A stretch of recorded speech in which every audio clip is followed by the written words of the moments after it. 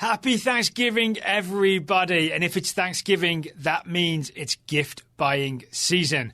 Luckily, today's Total Soccer Show is sponsored by Enclosed. If you're looking for something different for your significant other, why not spice things up by getting them high-end lingerie from Enclosed? This is not department store lingerie. These are seriously high-end products. And with the Enclosed size guarantee, Enclosed products fit right 98% of the time. Enclosed does all the work and you get all the credit. If you go to enclosed.gifts and use the code TOTALSOCCER at checkout, you'll get $35 off any multi-month order. One more time, that's Enclosed, ENCLOSED.gifts, GIFTS, and the code is TOTALSOCCER for $35 off any multi-month order.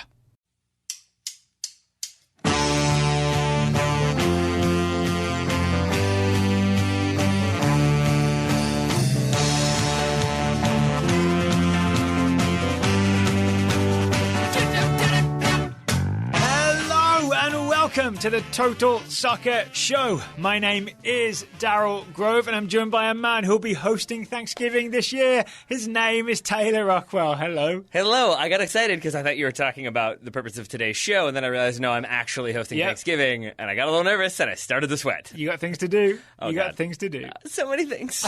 So many things. I'm actually going home to England where Thanksgiving will just be Thursday. Yes. I'm familiar with that from living in Turkey when Christmas was a Tuesday. Ironically, right? Yes. I mean, that was just it. That was it. Yeah. Because of Turkey. Uh-huh. That's what I'm saying. I see what you're getting at here. I see what you're getting at. You think they'd like it more, right? Yeah, right? Yeah, exactly. I forget. Yeah. No, we can move on from that one. All right. That was a no but. Yeah, no but. So this is the first of a two-part Thanksgiving Total Soccer Show special. I hear they're hungry for turkey in Hungary. Nailed it. You're welcome for that. Oh, should we still carry on with the show? No, I don't think so. So this is the first of our two-part Thanksgiving special. Yep. Today we're going to be having Thanksgiving dinner, and on tomorrow's show we're going to be letting people know what we're thankful for. Right. We'll have had the meal, then we're doing the part where we have to go around and say what we're thankful for, because I guess we've run out of conversation, so we've got to find something. So we're all just going to talk about things we like. So today we will be we'll be going through who we're inviting to our Thanksgiving dinner. Then we'll be sitting down to the meal and we'll be sort of making some analogies between Thanksgiving dishes and certain soccer teams and people and personalities. And finally, we'll be we'll be trying to avoid some Thanksgiving arguments. Topics to avoid at Thanksgiving dinner. That is the structure of today's show.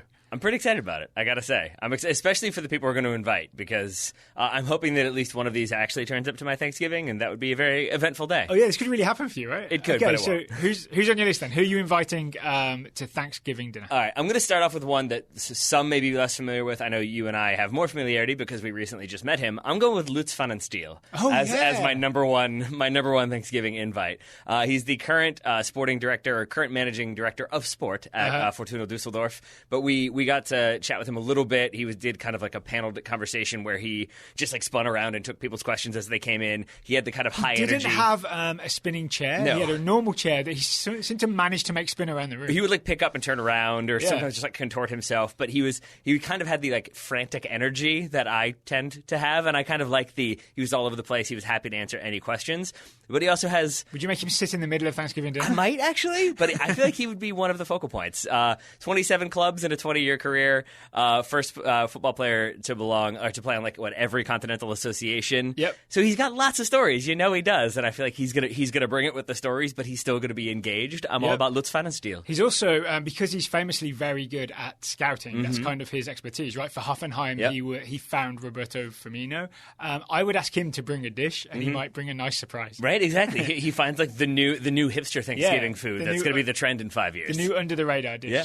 Plus those flowing locks. Come on, are you kidding me? Plus those flowing locks. You got to have that. All right, I'm inviting Weston McKennie. All right. Weston McKennie, excuse me, I'm going to pronounce it correctly. I'm inviting Weston McKennie. One, because every time you see any B-roll from US men's national team training, he is the life and soul of the party, right? Yeah, big grin, always making people happy, keeping the energy up. But most importantly, he won't mind switching seats to accommodate everybody else. Is that what it's going to be? Like every couple minutes, it's going to be like, no, I thought that was where you needed to sit. I want you to be here for 10 minutes. If that doesn't work, we're going to move you over here. And then inevitably, I don't know what right back as a position would be at Thanksgiving dinner. Maybe the kids' table? Did he just get thrown over to the kids' table for a little while, he'd too? entertain the kids for a bit. Yeah, that makes sense. Weston McKennie can do a bit of everything. All right, I like that one. I want Lutz to have a partner at mine. I want him to be able to like speak German if he needs to. So I'm going to throw in Jurgen Klopp. I feel like Jurgen Klopp is he would be good-natured enough, and he'll be a buddy to Lutz. But also, I feel like he has the passionate, or he's like interested in lots of stuff, but passionate about a few, which is what you want in a conversational partner. You don't want a lot of hard opinions constantly. You want back and forth and engage, but then also you're still getting their perspective on stuff. And I feel like Jurgen Klopp is bringing that to Thanksgiving dinner. I'll be honest, I'd like to see those chompers in action as well. Right? I know. You know they can go to work. He could make short work of some dinner. Yes. Very German Thanksgiving so far. That might be the end of that one. Okay, I'm also inviting a coach. I'm inviting Jose Mourinho. Mm-hmm. Here's why. It's a perfect time now to invite Jose Mourinho. Yeah, he's happy. He's in a good mood, and he is on a charm offensive. Did you hear him talking about the huge pillows at Tottenham's hotel? No.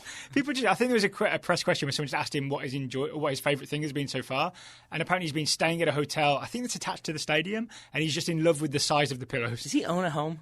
I think he's always staying in various hotels around the world. He's bouncing around. Right? Yeah. I did see that. It might have been just that like he was staying late and doing some work. But anyway, this time last year... I mean, it's a Jose who's happy about pillows. I take your point. There we go. This time last year, he just would have been an absolute misery. Mm-hmm. You would not want him around your dinner, right? He would bring the mood down. This year, he's on a charm offensive. So a charming Jose is someone I want at my dinner table. Knowing that he spent like a good chunk of last week like walking around wearing the Tottenham purple jacket, he seemed to be wearing that all over London. Oh, he'd turn up in that. That was my question. Is he suit or is he purple jacket? Oh, You've purple gone jacket, ahead and answered. Thank you very much. Yeah. All right. Anything else to say about Jose? That's a good one. I would like Jose. And I feel like you're absolutely right. We saw him, was it with Sky where he was doing some analysis and like kind of brought it but then backed off when it wasn't his time. He was BT Sport. Yes, it was BT Sport. I really liked him again for the he doesn't have to be in every conversation. He backs off when he needs to, but when he's in there, he's in there. Mm-hmm. Well, I want someone to help with the hosting duties aside from myself. My wife is not obligated to attend this because I think it would just make her roll her eyes constantly. Although she would maybe enjoy some of the stories. But I do want another host, or hostess, I should say. So I'm going with Rebecca Lowe. I'm bringing Rebecca Lowe into my Thanksgiving. I went the same. Did you really? Yeah, I just thought she would do a good job of keeping the conversation moving. I have conversation facilitator extraordinaire. Yep. Yes. And when there's been enough about one topic, she would move us on to the next one at exactly the right moment. Right? She'd do it like seamlessly without anybody feeling like, oh no, I talked about that too much. She'd find a way to make everybody feel comfortable. And I'm down for that one. She makes the two Robbies seem nice and smooth. Since you have Rebecca, why don't you do another one? Roy Keane. Okay. Roy Keane would bring an air of unpredictability to proceedings, and the most important thing, he will bring some really honest opinions about the food. Yeah, he would. If there's a dish that is not up to stir for any reason, he would absolutely tell us about it, and he'd probably tell us about how, if he prepared it, why it would have been better. Oh, yeah, of course. Yeah. And it would have been way more intense, but also way better, obviously. And he probably wouldn't blink the whole time that he was doing it. But I'm always really uncomfortable when something's definitely wrong, but everybody's pretending it's not wrong. So Roy Keane is there to break any of those moments. If there's something wrong at the table, Roy Keane will let us know. Yes, he certainly will.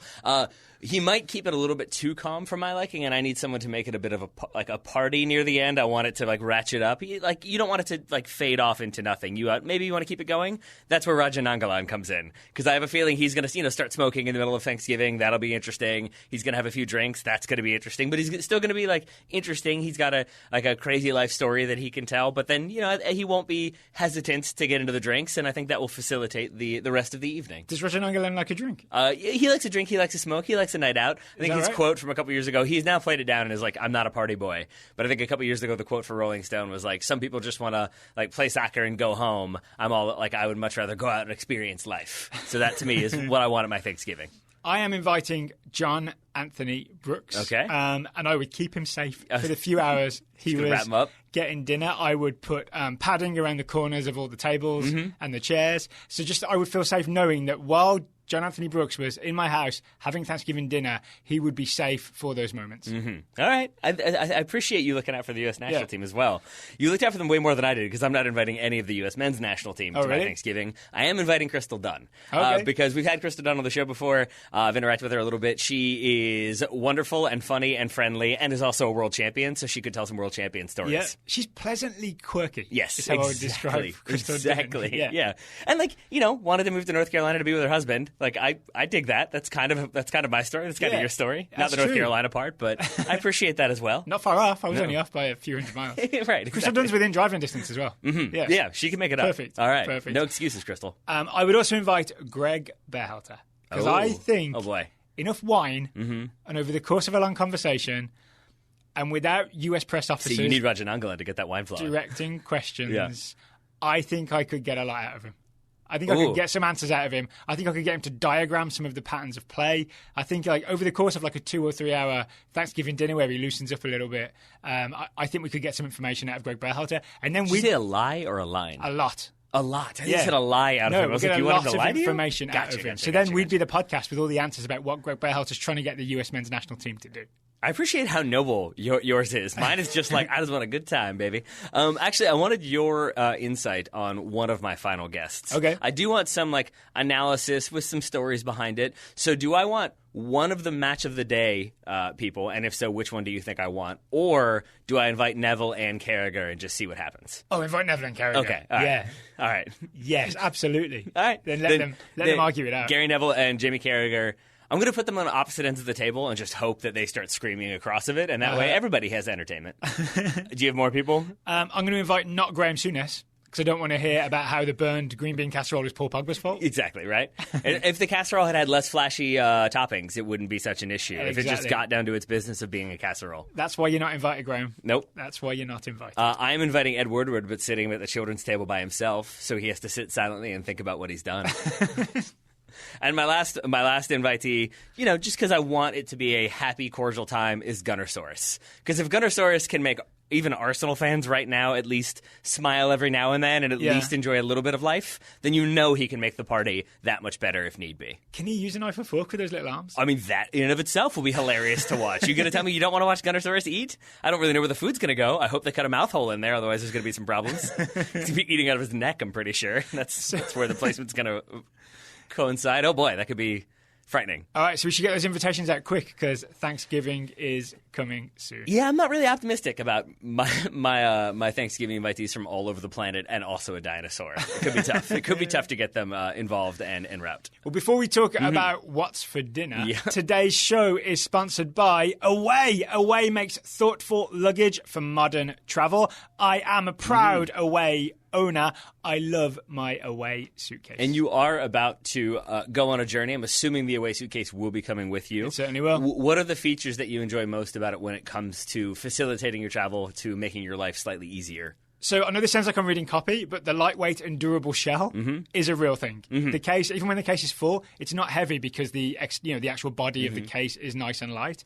But also, it has got a weird toughness about it. So I'm confident that when the Virgin Atlantic baggage handlers are tossing it around, that it will not suffer any dents or bumps or bruises. Everything inside is nice and safe. This is definitely not from the copy because it's going to be a little bit rambly, but I'll say this about the Away offerings. The one that Daryl has, I don't have any particular reason to note or remember Daryl's luggage, but when we were in New York, I got through customs faster than you did, so I went to pick up our bags. Having seen your bag once, I knew which one was yours because it's a distinct look and it has a nice coloring to it. You have the kind of light bluish one. Yeah, I chose teal. Oh, teal. I was going to go Robin's Egg Blue, but teal might be better. But yeah, it came through and I was like, yep, that's Daryl's. Again, having only seen it briefly, not really paying attention to your suitcase, but it's just got a nice aesthetic look to it, but it's also simple and it's big enough to carry everything you need. So that stood out to me as well. And last time we talked about the built-in laundry bag, which was a nice surprise. I didn't know it was in there and I found it and I was like, oh, that's where I put my dirty laundry,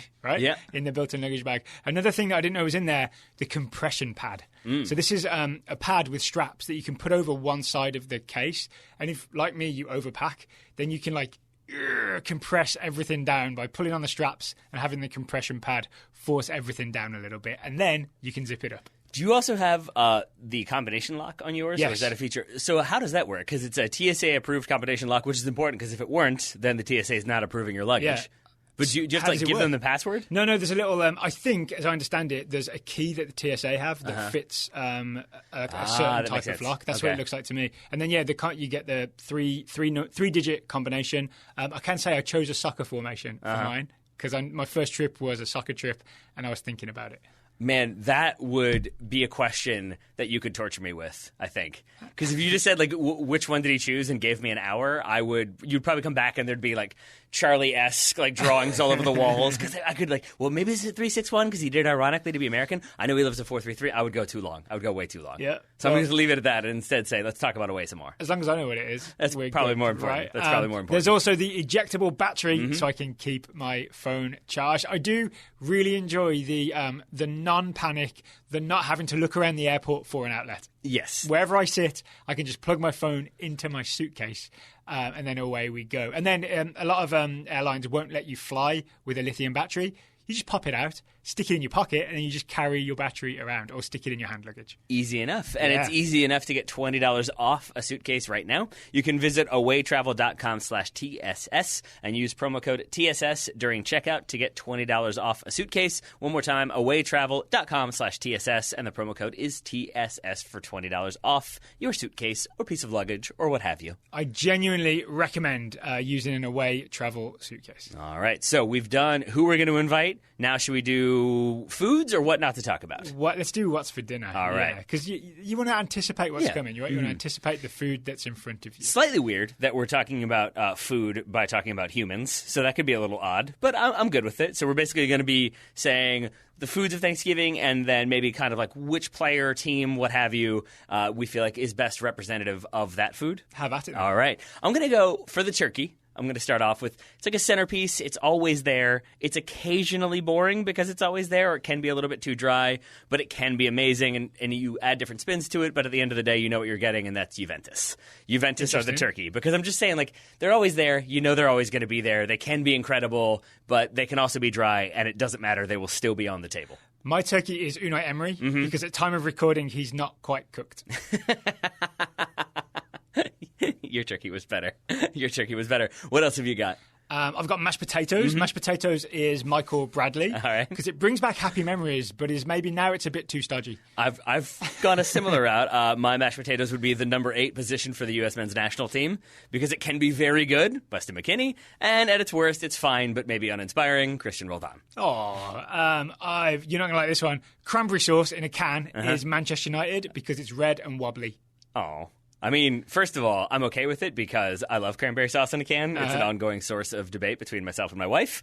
But I went for cranberry sauce in a can as being artificial. Most people hate it. A small group of people loves it and has a little bit of Americanness to it. RB Leipzig. Oh, that's beautiful. I like that one. But I've also gone cranberry, homemade cranberry sauce, which is made from scratch as opposed to picked up at the store, easily purchased at the store, crafted with love and attention, but it can't really exist on its own and still has that American vibe to it. It's RB Salzburg.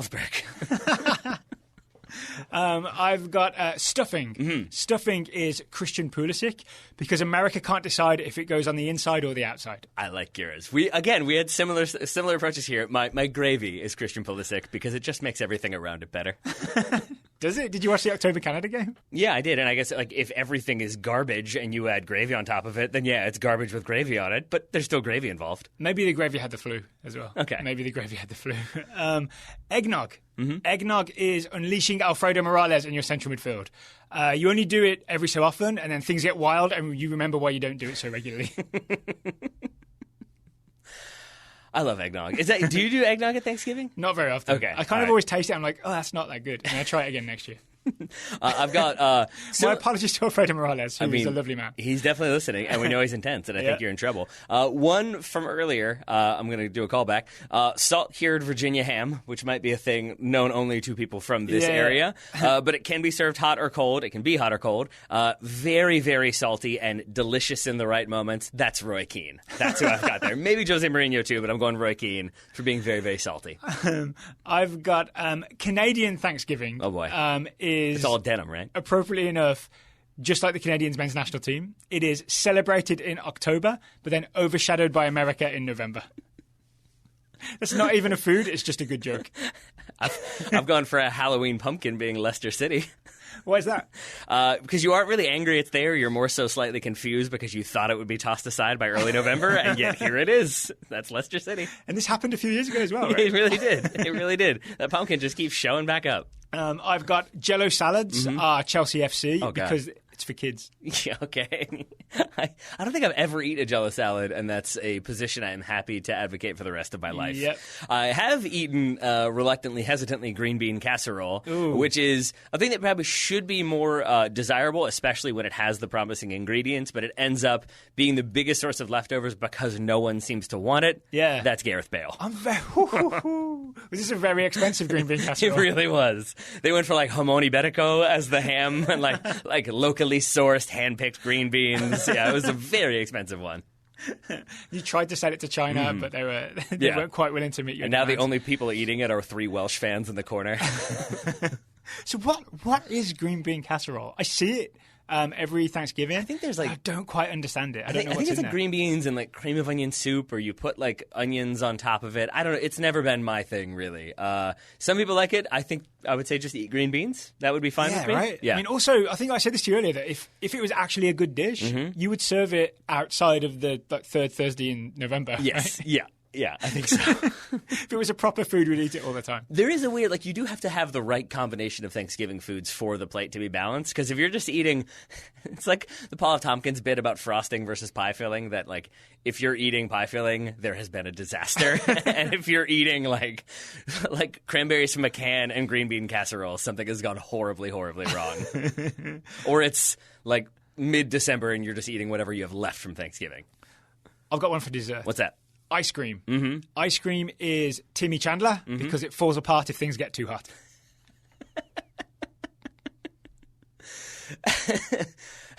I mean, it's accurate. And it does, I guess it does better in the colder climates in Germany. All right, that makes sense. Yeah. My dessert would be pumpkin pie. It's the old standard. It's very, very, very infrequently atrocious. And when it is, you just get rid of it and you make it beautiful again. When it's in its basic form, it wins every time. It wins dessert every time. That's Bayern Munich. Oh, very nice. It can be a few deviations, but for the most part, you know what you're getting. You know what it is. I'm also confused by cornbread. Cornbread is Steve Bruce. It's a funny shape, and I don't quite get the appeal, but it seems to get the job done. Wait, hold on. You don't get cornbread? I don't quite understand it. You don't like it? Which thing don't you like? The delicious part, or like the delicious part, or the delicious part? Is it delicious? I'm always confused by it. Maybe I'm not doing it. Maybe I'm not doing it right. I mean, I guess you're right. It's got to have a little bit of moisture to it. If you're just eating dry cornbread, then it suddenly is like eating straw. But you're supposed to dip it in something or do something else with it. You can. You could do some a butter on it if you want to. Okay, so a salted butter, a maple butter if you want. That's what I'm not doing. A honey butter, also fine. All right. I don't know your position on honey butter, Daryl. It sounds good. Okay. Yeah, honey butter on some cornbread. That works well. I've got one final one for you. I think it's just I reject the idea that Steve Bruce can be representative of any food that isn't something I don't want to eat, and I want to eat cornbread, so now I'm upset. Newcastle are not in the relegation zone, which just means he's getting the job done, no matter what. Right? Okay. I've got one final one for you. What's that? Greg Berhalter's US men's national team is that complicated recipe that looks delicious, but the people in the kitchen are having trouble following the recipe, and the people waiting for the food are getting very impatient. I'm going to say that is, you watched Friends, right? Friends. Yeah. That is Rachel's trifle she makes when the pages get stuck together and she makes half an English trifle and half a shepherd's pie. And it's like, I don't think this is supposed to go together, but we've all got places to be. Yep. So we're just going to say we're okay with it and hope it all works out. Yeah, that's been some of the friendlies under Berhalter. Spoiler alert, it does not work out. That was USA-Venezuela. Yes. I like that one. So Greg Berhalter is both a food at yours and an invited guest to yours as well. Yes. I'm very interested to see if he shows up on the third list we're going to be doing, which is maybe topics to avoid at Thanksgiving if you're having a soccer-centric Thanksgiving dinner. Well, I'll give you a spoiler alert. He absolutely does show All up. right. But before we get to that, today's Total Soccer Show is sponsored by a company that's going to have you looking good when you turn up for Thanksgiving dinner. Impress your parents. Look successful when you use Dollar Shave Club, because they have quality products to give you a quality shave, shower, or a brush of the teeth. And I would like to talk about the merits of Dollar Shave Club for a moment here because, as Gerald said earlier, I'm going to be hosting Thanksgiving, which means I'm going to be frantically scrambling to get everything done right up until the last moment when my wife is like, oh, everyone's going to be here in 15 minutes. You should probably not look any way you look right now because it's a bushy beard and wild hair and all that stuff. You disappear into the bathroom with Dollar Shave Club. Exactly. But usually when I shave, I'm very nervous because I don't want to get nicks and cuts and I have sensitive skin. And so I want to really go slowly. But with Dollar Shave Club, you can kind of expedite the process because the shave butter, the shave lather, the post-shave dew all make it less likely to get the irritation.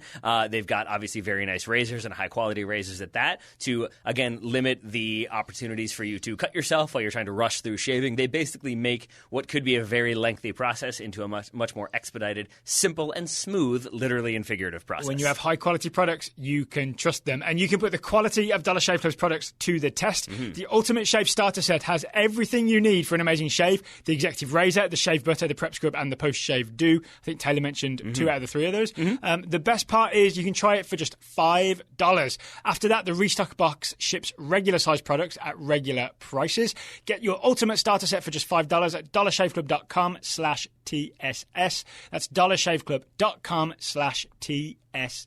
Thank you to our friends at Dollar Shave Club for sponsoring today's episode and making it so I don't cut my face open repeatedly while frantically trying to shave. That would ruin Thanksgiving. It right? really, if you really just would. Turned up with blood coming out of your face. It's like, no, I'm here to host, as I've just got like gauze wrapped around my neck. I'm fine. Okay, so one of the important things about Thanksgiving is you're all enjoying the food. You're all, I guess, eating Greg Berhalter. Gunnosaurus has figured out how to get the food in his face. It's all going well.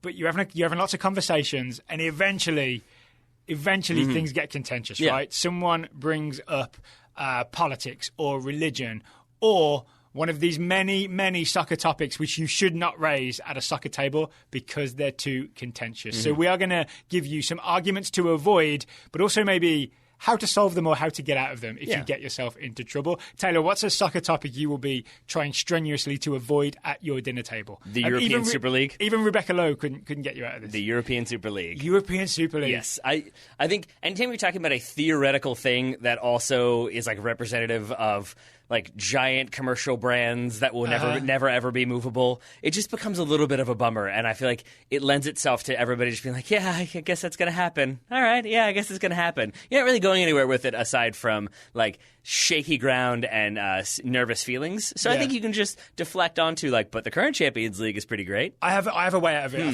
think the European Super League is mostly the threat of it is used as leverage by the big teams to get more generous terms of the regular Champions League. So I think it will only ever be a threat to be used as leverage. So what's the solution then? Do you just say that to people when they bring it up? And then they're like, oh, that's interesting. Okay. And then you quickly change the subject. But don't change the subject to anything like who's better, Messi or Ronaldo? Okay. Don't change the subject to that because that gets you in all sorts of trouble because you know what? They're both really good.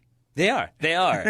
But which way do you mean it gets you into trouble? Because I feel like there's like a couple different possibilities for this being a bad topic of conversation. It's more that people fall into just two camps and are absolutely unwilling to even concede that the other one is a good footballer. Yeah, I think I agree with all that, and then I would add that it also lends itself to the person who's like, well, let's break this down and compartmentalize. Like, let's talk foot skills first, and then suddenly you're having this weird like checklist survey conversation. You don't need that one. So I think that's where you just throw in like. I think that's where I deflect with a joke. I'm trying to think, like, I would just be like, but we can all agree that Bebe is better than both of them combined.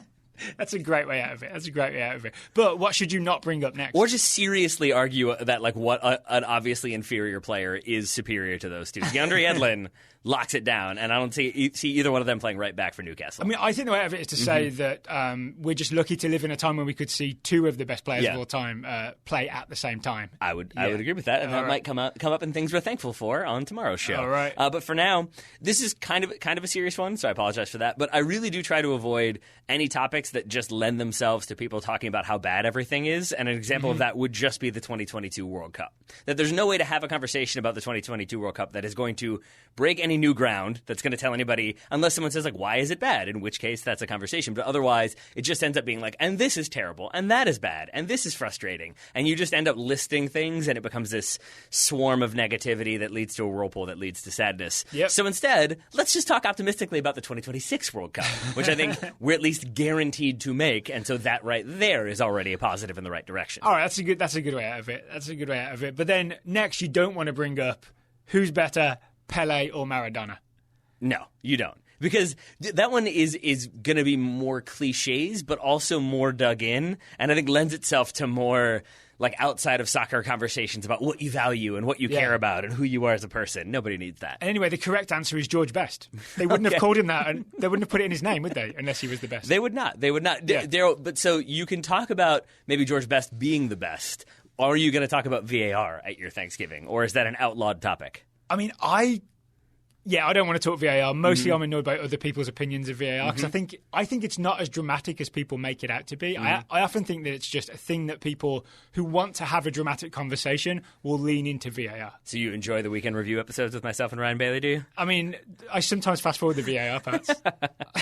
That's the answer. Press the skip 15 seconds. Well, I've got a lot of thoughts on VAR, dinner? so you're just going to have to hear about it right now, and once we get through all these topics, then we can move on to the next one. Does that work for you? I'm pressing the button. Frantically fast forwarding.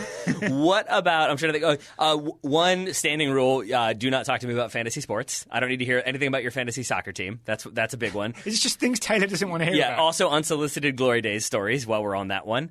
But you haven't heard about my high school soccer team. And moving on, I would say Greg Berhalter is definitely a topic that you are allowed to discuss, but maybe the leadership of U.S. Soccer and Soccer United marketing, again, not really going to be a conversation starter, more of a contentious debate topic at best. I've got arguments to avoid. Should Greg Berhalter be fired? Mm-hmm. Yeah. Now, why do you think people should avoid that? Just because it'll get contentious and it'll get negative. There's a lot of negativity around Berhalter, even after the US kind of rescued the end of 2019, right? With the win over Canada and the obvious away win over Cuba. So, sincere question then: are there certain managers that you think it is okay to talk about getting fired? Like, are there ones that, like, would Unai Emery, should he still be there or not? I think there's a realistic possibility that he's going to get fired, and you can build a realistic case, right? If you actually just break down what has Greg Berhalter done wrong, it's not enough to fire him, not even close. If it was a sort of a legal case, if this was an indictment and it had gone to the Senate, there would not be enough evidence to convict Greg Berhalter. Yes. I see what you're getting at here. Okay. So Which is another topic you probably shouldn't raise at Thanksgiving. No, probably not. Probably not. I'm trying to think of like what the line would be then for like talking about coaches getting fired. But I think so. We're just okay with Unai Emery conversations. Are we okay with Solskjaer conversations? I feel like he deserves the rest of the season. Yeah. See, there we go. So I'm going to say, based on your response, though, that means that you're kind of open to that conversation. But Greg Berhalter being fired, no, close that door. No, because it's not going to happen. Right. All right. There we go. Yeah. So let's move on. What about Nuno leaving Wolves? Are we going to talk about that one? I was nervous for a minute when the Spurs job was open. I'm glad that they had that conversation with Jose Mourinho in the many weeks leading up to it. Yes. Nuno is safe. There aren't many other like specific topics that I can think of that I would like to avoid, or specific like blank versus blank. What about you? I'm assuming you've got a couple more. Weirdly, I wrote down pro rel on my list, but then I realised it's actually fine to have a pro rel conversation around a dinner table. It's just on Twitter that you can't have a pro rel conversation. Yeah, it's Twitter, and then drinking responsibly, you can still have it. Yeah. If you've had a few, maybe less so. Yeah, so there you go. You can talk pro rel at Thanksgiving. Okay. I'll give it the official seal of approval. Just don't go on Twitter. Unless you have a tinfoil hat on, in which case you are not allowed to talk pro rel. Yes. Okay, cool. You use that to keep the turkey warm. I co-sign on that. Tinfoil's for leftovers, not for putting on your head. Beautiful. Beautiful. If you have some German friends, like I know you invited some Germans, like Jurgen Klopp and Lutz. So we should not talk about did that ball cross the line in 1966? Because it obviously did. I mean, I am happy to talk about it, pitting you against the Germans and seeing where that one goes. And as we all know, the Germans have a lovely sense of polite humor and would absolutely enjoy that and wouldn't answer you literally. Well, luckily, the answer to this is Jeff Hurst scored a fourth goal, so it's fine. I feel like now we're just moving into another one of my topics, which is blind fandom, where you're happy to talk about your team and all the beauty of your team, to the extent that you are no longer listening to anyone else talk about their team. Even if you're think about 1966.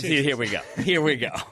Yeah, I think, and maybe that's just a good rule of thumb as well, is if everyone is checking their watches and you're struggling to find someone to make eye contact to as you rant about your team, maybe that means it's time to not talk about your team anymore. Social cues, people. Social cues. Yep. Anything else to avoid at Thanksgiving dinner, or can we wrap this up and clear the table? I'm trying to think of who the loud uncle in the corner would be that you want to avoid, and it might be Big Sam. Graham Souness. It's Graham Souness. You're right. It's absolutely Graham Souness. It might be Big Sam as well. Big Sam was recently talking about how he got a payout from England and all that sort of stuff. Big Sam has his pint of wine in the kitchen, and like you haven't seen him in a while, and you think he's okay, bitter, right? but you're just kind of all right with that. Graham Souness is the one who's in the comfortable chair off to the side, but doesn't mind chirping in with unnecessary comments that are strangely critical of things that don't need to be criticized. And we don't really want to hear Uncle Bruce's opinions about what happened in 2017. Not so much. Not so much. We certainly don't. He wrote a whole book about it. We really, really, really, really don't. Maybe you're for Christmas. He's getting us all that book. I'm going to add with that in mind, I'm adding Bruce Arena and Jurgen Klinsmann to my list of things that I don't think people should talk about that are maybe topics to avoid at Soccer Thanksgiving. Okay, you ready to clear the table? Yeah, I think so. Okay, let's get that done. We will be back with one more Thanksgiving show where Taylor and I will go over the things we're thankful for right now. It'll be some soccer things, but also some personal things. If you're listening to this show on Tuesday, then part 2, the What We're Thankful For show, will be out on Wednesday. Taylor Rockwell, until then, thank you for sharing Thanksgiving dinner with me. Right back at you, buddy. Listeners, thank you for joining us for Thanksgiving dinner, and we will talk to you again soon.